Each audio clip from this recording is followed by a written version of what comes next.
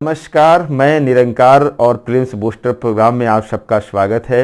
राज्य व्यवस्था के अंतर्गत राज्य के नीति निर्देशक तत्वों पर आधारित एक प्रश्न पर हम लोग डिस्कशन करेंगे और वास्तव में ये फैक्चुअल क्वेश्चन है जिसमें हम अनुच्छेदों की बात करने वाले हैं। दिया गया है निम्नलिखित में से कौन सुमेलित नहीं है, यानी कि सीधे सीधे आपको इसमें से चुनना है कौन सा एक करेक्ट मैच नहीं है। तो इसके लिए हम लोग क्या करते हैं, डीपीएसपी के सभी अनुच्छेदों को तेजी से देख लेते हैं, एक चर्चा कर लेते हैं, फिर आसानी से इस प्रश्न को हम लोग सही करेंगे। देखिए ध्यान से, यहाँ पर हमने एक लिस्ट लगा दी है, आप इसको देख सकते हैं। 36 में राज्य की परिभाषा है, यानी राज्य कौन से राज्य जिनको यह कर्तव्य दिया गया है, चाहे वो सेंट्रल गवर्नमेंट हो, स्टेट गवर्नमेंट हो, चाहे वो कोई भी प्राधिकरण को इसमें शामिल करने की बात हो, शामिल किया जा सकता है। जैसे एलआईसी है, ये सबको शामिल करा जा सकता है। और पंचायती राज जो है, जिला पंचायत, इसको भी इसमें रखा गया है। तो ये उस राज्य की परिभाषा की बात करता है। आर्टिकल 37 में इस भाग में निहित सिद्धांतों का अनुप्रयोग की बात कही गई है। फिर अनुच्छेद 38 में राज्य के लिए एक सामाजिक व्यवस्था सुनिश्चित करने के लिए लोगों के कल्याण को बढ़ावा देने की बात कही गई है, यानी जो भी कल्याणकारी योजनाएं बनाई जा रही हैं वो यहीं पर इसी पर बेस्ड हैं। 39 कहता है राज्य द्वारा पालन किए जाने वाले नीति के कुछ सिद्धांत हैं। इसी आधार पर 39A को इसमें जोड़ा गया 42वें संविधान संशोधन द्वारा। यानी कब जोड़ा गया, तो आप कहेंगे 42वां संशोधन 1973 के द्वारा इसको जोड़ा गया। और इसमें कहा गया समान न्याय, यानी सबको एक समान न्याय की बात करी गई। साथ ही साथ निःशुल्क विधिक सहायता की बात कही गई, मुफ्त कानूनी सहायता की बात करी गई। और ये 42वां संशोधन द्वारा जोड़ा गया इंदिरा गांधी जी के द्वारा। अनुच्छेद 40 बहुत इंपॉर्टेंट है, इसमें ग्राम पंचायतों का संगठन या गठन की बात कही गई है, यानी पंचायती राज व्यवस्था की बात करी गई है। यह वास्तव में हम कह सकते हैं लोकतांत्रिक, ये क्या है, लोकतांत्रिक।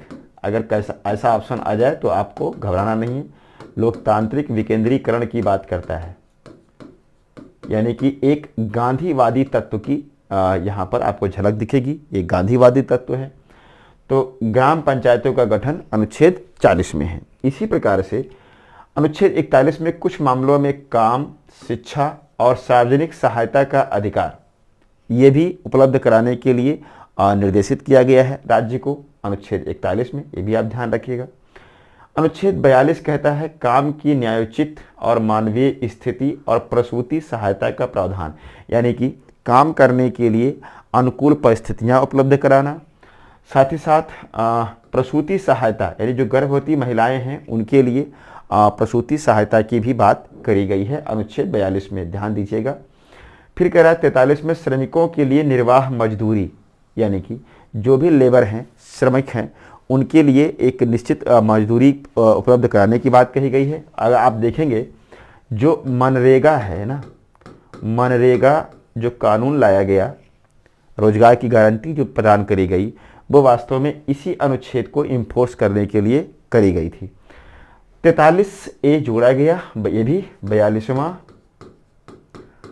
संविधान संशोधन 1976। ये जो संशोधन के द्वारा जोड़े गए हैं ये आपके लिए बड़े इंपॉर्टेंट है परीक्षा की दृष्टि से। हालांकि इंपॉर्टेंट सब है, लेकिन फिर भी आपको परीक्षा की दृष्टि से जो संशोधन हुए हैं ये आपको जरूर से देख करके जाना है।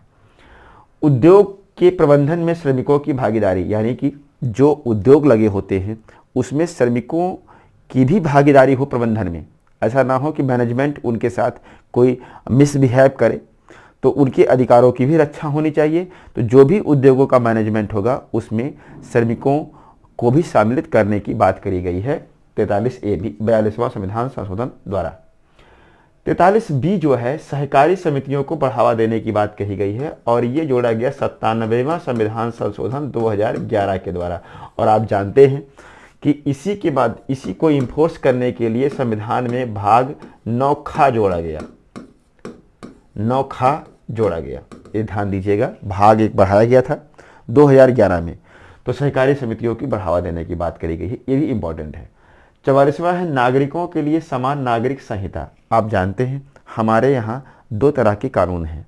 मुस्लिम के लिए मुस्लिम पर्सनल लॉ बोर्ड 1986 जो कानून है वो चलता है। दीवानी कानून में, फौजदारी में दोनों का सेम है, लड़ाई झगड़ा मारपीट जो है ये हिंदू मुसलमान सिख ईसाई सबके लिए सेम है। लेकिन जो दीवानी कानून होते हैं जैसे उत्तराधिकार, विवाह, तलाक, है ना, संपत्ति संबंधित, ये सारे जो अधिकार हैं, क्या कहते हैं इसको, कानून हैं, ये सारे कानून दीवानी संबंधित है। तो मुसलमानों का पर्सनल लॉ बोर्ड के तहत उनका चलता है, और हिंदू जो है वो हिंदू एक्ट जो उनके लिए बना है 1954 वाला, उसके आधार पर वो शासित होते हैं। तो कुल मिलाकर के ये कहा गया है कि समय के साथ यह भी एक समान करा जाए, और इस पर आप देख रहे हैं प्रेजेंट टाइम में ये मुद्दा चल रहा है, बहुत गड़बड़ाया हुआ है, और संभावना इसकी ज़रूर है कि एक ना एक दिन समान सिविल संहिता जरूर होगी। हाँ, ये जरूर है कि समान सिविल संहिता में कहीं से भी ये ना हो कि बहुसंख्यकों का कानून अल्पसंख्यकों पर थोप दिया जाए, ऐसा नहीं होना चाहिए। दोनों को मिला करके एक कोई तीसरा रास्ता निकालने की आवश्यकता यहाँ पर जरूर होगी। तो यह भी इम्पॉर्टेंट है, इसको आप ध्यान में रखिएगा। फिर कहा गया अनुच्छेद 45 में 6 वर्ष से कम आयु के बच्चों के लिए प्रारंभिक बाल्यावस्था देखभाल और शिक्षा का प्रावधान।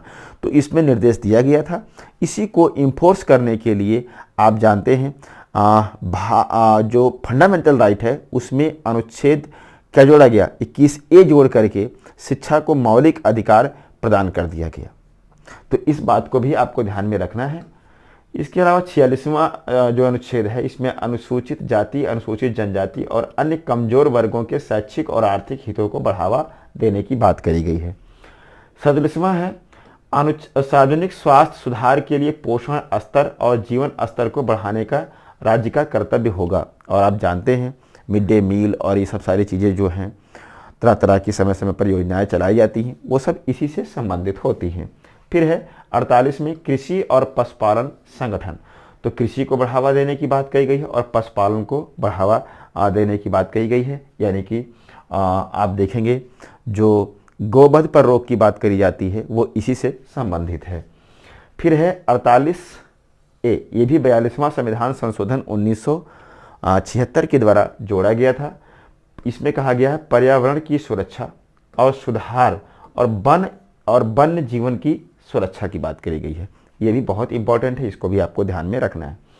अनुच्छेद 49 कहता है संरक्षण और सुधार और राष्ट्रीय महत्व के स्थान और वस्तुएं। यानी कि जो राष्ट्रीय महत्व के स्थान हैं उनका संरक्षण करने की बात करी गई है कि राज्य का ये कर्तव्य होगा। वहीं पर 50 कहता है कार्यपालिका से न्यायपालिका का पृथक्करण। यानी कि जो मंत्रिपरिषद है या ब्यूरोक्रेसी है वह और न्यायपालिका दोनों अलग होना चाहिए, दोनों को मिक्स नहीं करना है, क्योंकि सबकी अपने अपने रोल होते हैं लोकतंत्र में। न्यायपालिका, कार्यपालिका, विधायिका, सबका अपना अपना काम होता है, ये कभी भी मिक्स नहीं किया जा सकता है। यानी पृथकीकरण की बात करी गई है। 51 कहता है अंतर्राष्ट्रीय शांति और सुरक्षा को बढ़ावा देना। यानी राज्य का यह भी कर्तव्य होगा कि अंतर्राष्ट्रीय स्तर पर शांति और सुरक्षा को बढ़ावा दे। तो ध्यान देने वाली बात यह है कि जितने इसमें संशोधन के द्वारा ऐड किए गए इन सबको आप याद रखिएगा। साथ ही साथ इसमें से ज़्यादा नहीं तो 40 को याद रखिएगा और 42 को याद कर लीजिएगा, 43A को 43 को याद रखिएगा, 44 तो जरूर याद रखिएगा, ये संशोधन वाले तो आपको रखना ही रखना है। 48 को और 47 को भी ध्यान में रखिएगा, 49 को भी ध्यान में रखिएगा, 50 को भी और 51। इतने अनुच्छेदों को आपको याद रखना है। परीक्षा में अगर अनुच्छेद आएगा या मिलाने को आएगा ये आसानी से आप मिला सकते हैं। अब इसी आधार पर अगर हम प्रश्न को सॉल्व करने जाएं तो बड़ी ही आसानी से आप सॉल्व कर सकते हैं। अनुच्छेद 40 आप जानते हैं लोकतांत्रिक विकेंद्रीकरण यानी कि पंचायती राज से संबंधित है, ये ग्राम पंचायत की बात करी गई है, तो यह क्या है, सत्य है। अनुच्छेद 44 समान सिविल संहिता की बात करी गई है, ये भी सही है। अनुच्छेद 48 पर्यावरण की सुरक्षा, पर्यावरण की सुरक्षा 48 का में है, ये बाद में जोड़ा गया 42वें संविधान संशोधन 1976 के द्वारा, तो इस आधार पर ये गलत हो जाएगा।